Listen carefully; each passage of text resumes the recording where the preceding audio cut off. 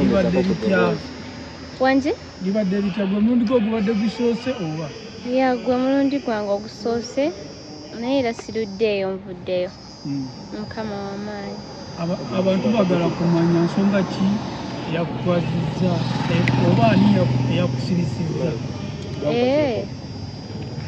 mwenna mukimanyi bibadde mu mawulire mumanyi yakikoze abamu tebakimanyi babuulire abamu tebakimanyi Abtex omukulu Abtex biri bye yawaaba byali tebyamumala n'alyongeramu okubribinga abantu batukwate mu pakupaku ekiro ssaawa 5 nga babadde batutrakinga naye nze nga mbadde nsuubira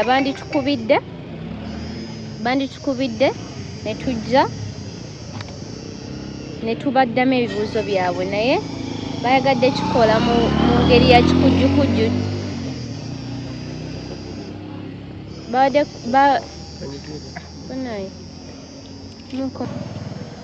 bakikoze mu bukyamu era kyobola tuli out right now, we are free kubanga tetulina musango twawadde statement zaffe ye yagenda n'akola ebibye na bribing abantu nasasula abantu batubeezeeyo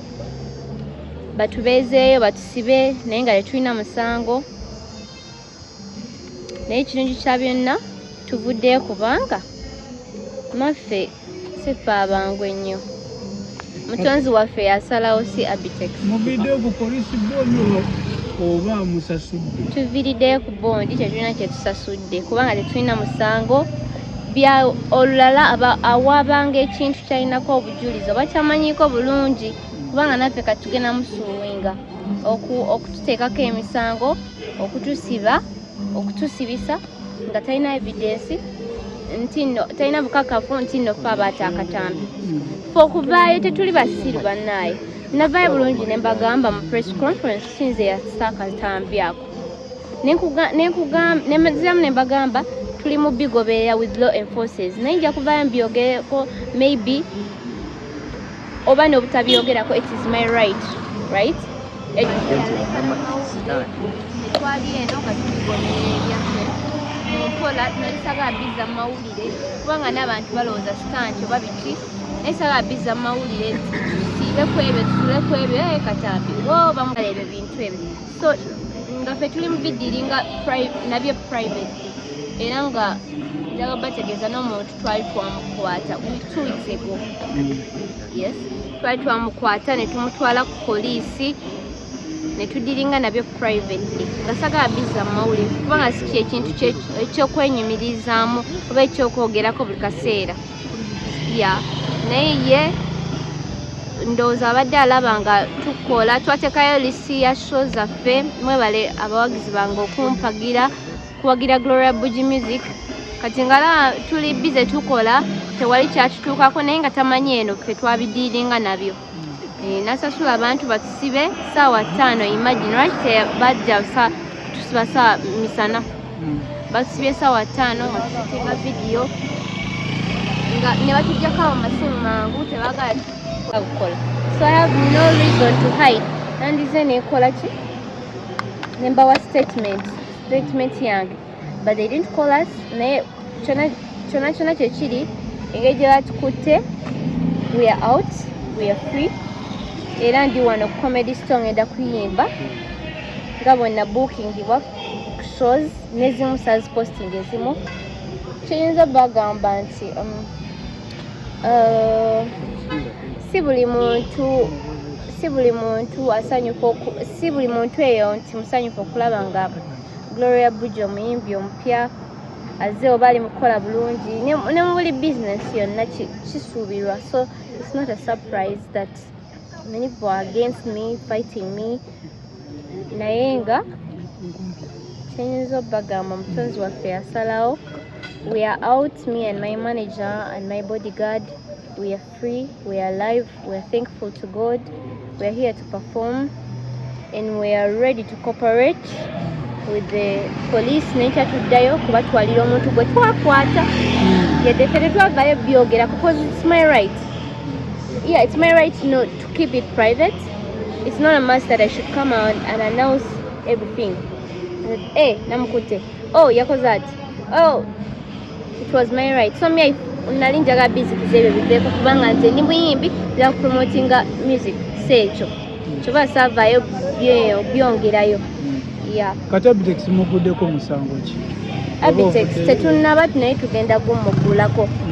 Tusibisa nga talina evidence kubanga nabingi yatufiriza nga video shoot yetwale tukola ne babisazaamu damages okusula ku police, too many things. Yes. Kati Abtex shows all because of something he thinks in his head. Yagamba nti era twakozesa abantu abenjawulo mukubira ng'agamba mbuno amanyi fa abakata. Okay, tetuganye n'abalala mwenna mubwe mbuto omwali mumanyi naye ogenda otya like mu maaso okusibisa omuntu nga toli very sure cause yali asuubiriza nga mumwe mwenna naye nenvaayo first of all ne clarifying ati si yenze ne tutane public notice. That was first, you should have, after seeing the public notice or the videos, the interviews that came out first, you should have first done some research before wasting our time, money and everything. The shows that we had to cancel because of his games. Communicatingeko naye eriyo kugamba nti oba munnaye kino bwe kityo kusobola okuba nga yakufa kuyambako mu ngeri emu bengala. Nze personally nedda soogedde naye abantu ab'enjawulo bazze okutulaba bamukubidde n'agamba mbuno ye yagambye court on court yagambye muno be bamanyi baata akatambi ako ne bamugamba n'omugamba essimu yange yabbibwa era n'omuntu eyakikola eyali blackmailing twamukwata n'agamba obukakafu buli wano tumugamba buli kimu twakiwadde police twakwata omuntu twamukwatira kyengera buli kimu naye tetwayagala biteeka mu mawulire kati ye kubanga abadde tabimanyi. Ignorance is not an excuse. Gwe obutamanyi abo tosobola buleeta I know sibisa abantu basatu balamba and you cause so many damages because you're just thinking.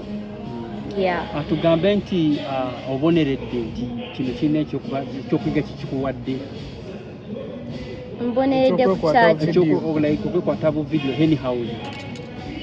Nga toliko nkushuwa nti oba ogenda beera safe amakulu okumala gesiga buli gwosanga. Ekyo nabonerera dda nakitegeera dda nakiyiga dda era ne mu luyimba lwange olupya si musango nabagamba nekyatuukawo yali ex eyakikola yali ya blackmailing ate nga guno omusango si mupya nalina police references nalina bulopa guno omusango in May 2023 when the blackmail started. Gloria, ensonga zino zaadde zikususeeko nga zikuyinze okutuuka n'omuzadde okuziyingiramu. Ensonga zino zaadde zikususeeko okutuuka muzadde oziyingiramu. Tewali muzadde wange yazingiddemu babadde abadde eyita taatawo. Is a relative, yeah. Is a relative.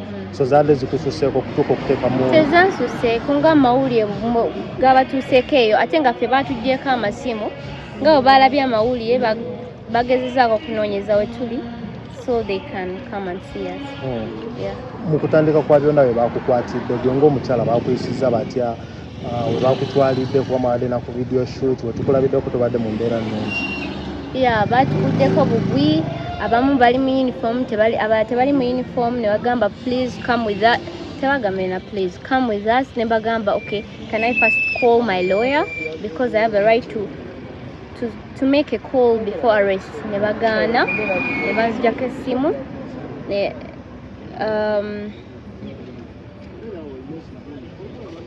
ne tusanga nga manager wange ne bodyguard bo babakutte dda bali kabangali ne batustopinga. We even left the place without paying the bill like nga batwala omanyi gabadde batwala nga ababbi naye nga sibbangako sitanga abwe kati ng'oyo promoter alina abayimbi be kyova olaba maybe nze alaba nga yali akutezeeko ku kibatu before soogera ekisinga okwewunyisa soogerangako naye simulabangako simumeetinga nako nothing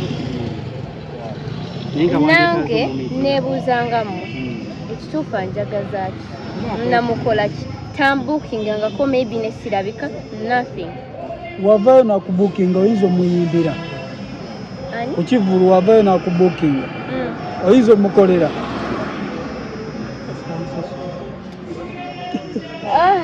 I don't have an answer for that.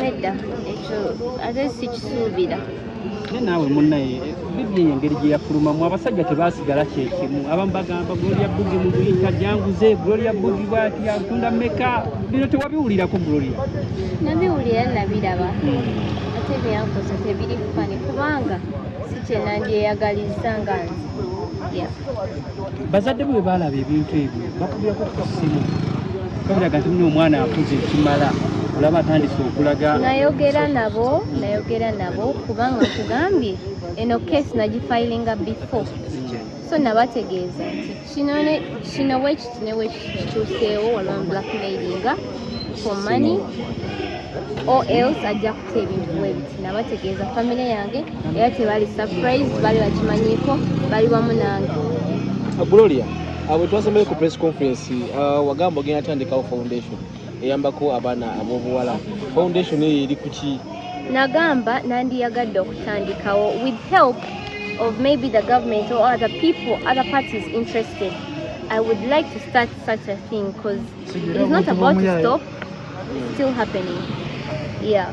Naye naawe weeta nnyo olimba weeta nnyo kati kyagamba ofulumye nnyo kinyankole